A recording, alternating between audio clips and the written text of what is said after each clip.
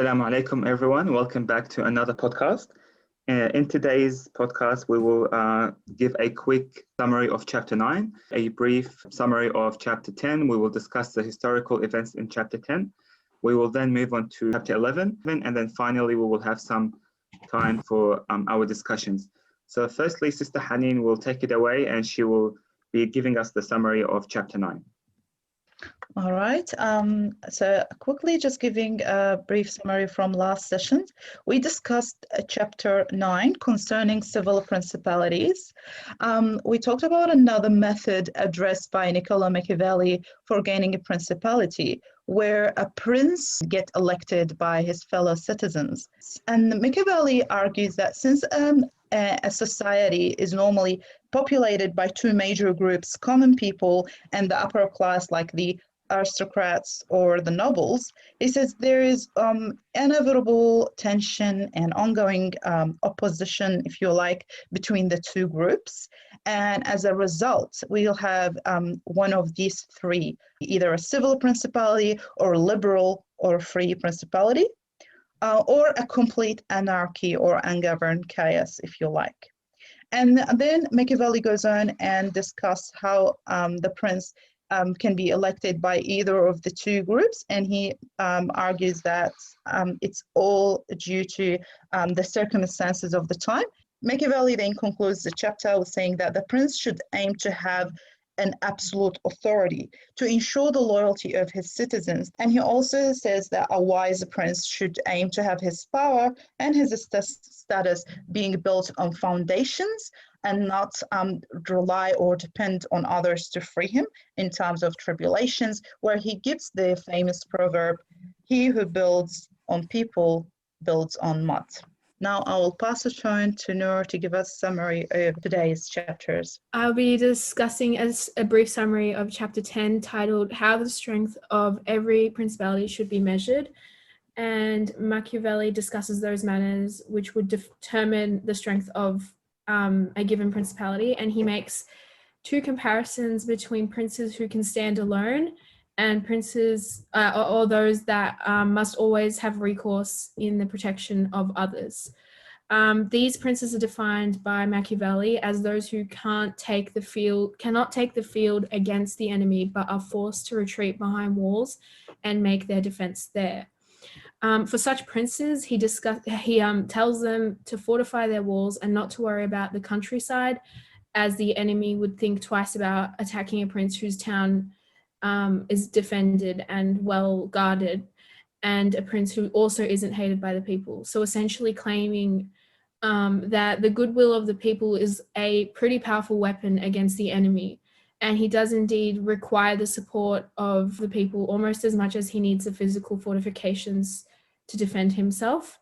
And here, according to Machiavelli, a prince who finds himself under attack shall draw on the previously discussed concept of prowess to unite the people in order for him to instill fear and anger at the aggressor, and that's seen as a pretty powerful way of defending themselves as well as using coercion. And he cites the example of independent German cities, claiming that German cities in that time, I guess, were protected with moats, walls, and public stocks of drink, food, water, and fuel. And this would consequently scare the enemy away, knowing that any siege or attack would be protracted and difficult. One last claim that he makes in this chapter is that even if the enemy did burn and pillage the countryside, this act might unite the people, and both them and the prince would unite in their hatred and anger towards the enemy to be able to defend their cities. And that's pretty much a very brief summary of Chapter 10. Awesome.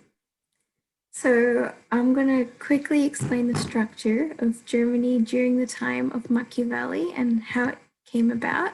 So during the Middle Ages, the Frankish king Chamberlain was crowned the emperor of the Holy Roman Emperor by Pope Leo III on Christmas Day. And so he was a Frankish king, but he ruled a state which expanded from France and Belgium all the way to Western Russia. But then during the late Middle Ages, the Hanseatic League was formed, which was a league for commercial and defensive alliances, and it was a combination of multiple merchant guilds.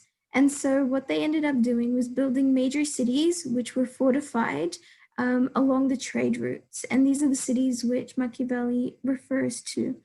These tended to have were in two different structures. They would either belong to barons and monasteries, and so they were states of serfdom, and people were only given citizenships if they were ranked members of society. And they foremostly followed their intermediate authority before the emperor. But then they had imperial free states, which only ultimately go back to the emperor, and citizenships were presented to people who had good jobs, pretty much. And these were kind of run by a council of elite citizens. And then in 1356, the Golden Bull was issued, which meant that the Pope was excluded from any affairs of the empire, which gave strength to the people and also allowed them to form this Reichstag. And these Reichstag is like a 3-level set of colleges. The first level was made of 7 electors who would pick the next emperor.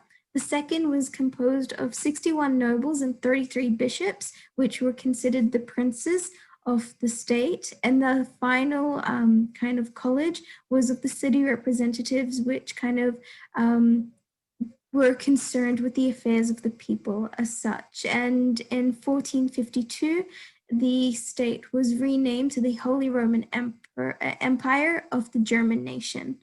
And during the time of Machiavelli, the ruling house was the House of Habsburg. Yeah, that's just a brief kind of summary of the structure so that we can link it to this chapter. So I think the criteria which Machiavelli bases self-sufficiency of the prince is interesting. He says that he defines self-sufficient as someone who has the money or the loyalty of his army, and that someone who hides in their castle isn't self-sufficient as such. But, I mean, which is, I guess, a way which we can agree with him. Winning loyalty is a form of fortification in itself. Fortification doesn't necessarily have to be any form of physical, say, building. It can be any form of resistance. And I think there are multiple forms of resistance which are really strong and do show self-sufficiency. True, like skills, knowledge, or gaining supporters in a form of loyalty, as you mentioned. Yeah. If we look at modern day, I think economic standards are a very strong indicator of self-sufficiency as well.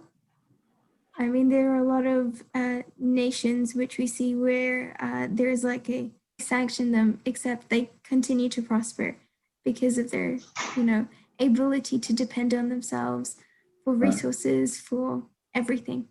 And you start to not take what you have for granted, because you start to utilize it and you start to recognize, the blessings that you have, if you like, because they start to understand they have to rely on themselves and they use their own resources. I think the major difference between those who are self-sufficient and not, according to Machiavelli, is how they perceive other people and thus how they prepare for themselves. So those who kind of have a negative opinion, I guess, of their opponents or believe that they are in danger would prepare with arms or with money, whereas those who don't see any risk or danger would only need to build walls just in case of danger, if that makes sense. So I think it's that distinction which determines who is self-sufficient and who isn't. And also the element that he mentions about the German where he says they respect military actions and military exercises. That so if the nation, if you like, they have this mindset where we have to constantly be working and preparing ourselves, to defend ourselves against tribulations or, against any unforeseen risks. So that's another important thing. It's not an offensive strategy, but it's a strategy of defense, continuous preparation for defense, rather than waiting for an attack and then kind of defending against it, if that makes sense. Exactly. In our modern society today, we kind of take for granted the peace that we live in. And so we don't really take a defensive position in anything until we get tried with a particular subject. And so you see a lot of people at the moment, when a change in society or a crisis occurs, that's when they rally up. That's when they decide that they should make a change, rather than always considering the need to have strong foundations. And I don't think a reactive defense is an effective strategy at all, especially when it comes to Islam and we're trying to protect our faith. Reactive defense is very negative, because someone who reacts to a particular situation will only consider that particular situation. So they have a very narrow view of the religion in that case, because they're only focusing on one thing, rather than creating strong foundations and defenses to start off with, which will just continuously build up and ensure the security of whoever it is, or of Muslims in general. Exactly, because in the second scenario, you will have, or if you are not working under pressure, if you're looking at it like you're not just thinking on a specific matter, you're giving it that holistic view, if you like, and it will be more objective. And that's why I think educating kids or preparing kids is really important in these cases, because they are the loyalty, right? Exactly. In the case of religion. But if you kind of leave them until something wrong happens and then try to force something upon them, you're going to get a really bad reaction from that. And I think that's reactive defense. And the values that you're trying to install in them, they're not going to be planted There's no rightly, if you foundation like. for it. From what he says, Machiavelli, about the examples of the German, I sort of could draw an analogy where he says, how you can fortify the city against, if you like, any attackers. So I could see it like it's from an individual perspective, if you like. If we look at it from the human, always have the attacks of shayateen al-jinn and shayateen al-ins. So if we look at it on the level of shayateen al-jinn, so to speak, when he says fortify your city, I could sort of see this is an analogy to strengthen the heart, and the importance of having al-qalb al-salim, and how Machiavelli says not to worry about the rural area or the surrounding area.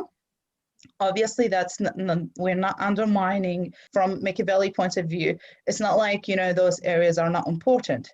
They are still important because they are still part of your territory.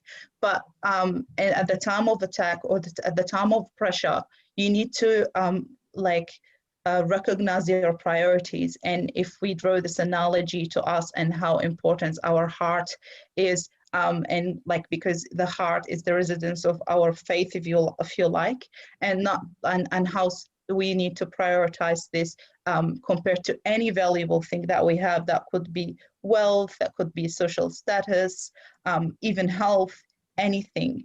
And how he says that you need to make sure people don't hate you. And in your kingdom as a human being, you have who do you have in your kingdom? You have the shayateen and you have the angels. So as long, instead of hate, we say abandonment. So as long as you make sure that angels you're not abandoned by angels, you will not be attacked by shayateen, if you like. The example of Prophet Ayub came to my mind. He literally lost everything. As long as his faith was maintained and his belief and his heart, he kept his heart for Allah subhanahu wa ta'ala, although shayateen ended up attacking everything he values, but his faith was maintained. And eventually, like he got a relief in the end, if you like. Yeah. Yeah, and it links really well to his next point when he talks about how one should treat their citizens when, say, they're in a siege or that kind of thing. He says that hey, you need to kind of inspire patience in pain, and this can be done by two things: by fear of the enemy or hope of its end. So if we look at that as tribulation, then obviously we're going through this kind of pain, but the things that should keep us patient through that tribulation is fear of failing the test and tawakkul on Allah subhanahu wa ta'ala, and knowing that there is an end to it. Exactly. And no matter what, this life will have an end. This is a temporary life and it will have an end. We need to ensure our prosperity in the akhirah, if you like. It's true that this kind of works on an individual level, but I do agree with Machiavelli in saying that this is a weak strategy for self-sufficiency, because someone who simply sits down and doesn't really do anything about their pain, that's not self-sufficient at all. Like Allah subhanahu, we are ayumin on Allah subhanahu wa ta'ala, there's no doubt about it. But Allah subhanahu wa ta'ala also wants us to do the work. Exactly. He doesn't want us just to sit there and be defensive. I mean, we need to also be ambitious, let's say, in gaining knowledge and in trying to reach spiritual perfection. So I feel like this can also apply to those of us that, for example, are too afraid to take that next step, too afraid to do our research, for example, in Islam, or make big decisions in our life because we're afraid of change, and we're afraid of losing our way. So we also need, if we say money is al-rizq al-ilahi, we need a rizq al-ilahi. And if we say loyalty of the army is our strong companions, our friends who will keep us on the, sirat al-mustaqim, then those two things are what keep us moving forward and striving forward. So I do agree with Machiavelli that self-sufficiency does come from these two things rather than defense. Exactly. But you definitely need the defense on top of that. And he kind of says that we generally expect from others what we give to them. And I think it is very true, but it is a very dangerous thing because people's levels and expectations are not the same. And so if you only look at everybody through the lens of what you do, you're creating comparisons between yourself and others, and that can lead to kind of your own downfall, because you're either going to think that you're above them and look down upon them, or you're going to think that you're below them and not strive to be with them. I think in regarding taking the points as in like a human being and striving forward, building a defense is very important for you not to be shaken. So your basically your foundation, if it's not good, then anything that a little wind that will actually tip you over. And I think what we're lacking as Muslims, I think these days is the foundation that we bring to our children or to the children is not very strong, because we're focusing on other life things that actually sometimes we think, yes, it does matter, but at the same time it doesn't matter.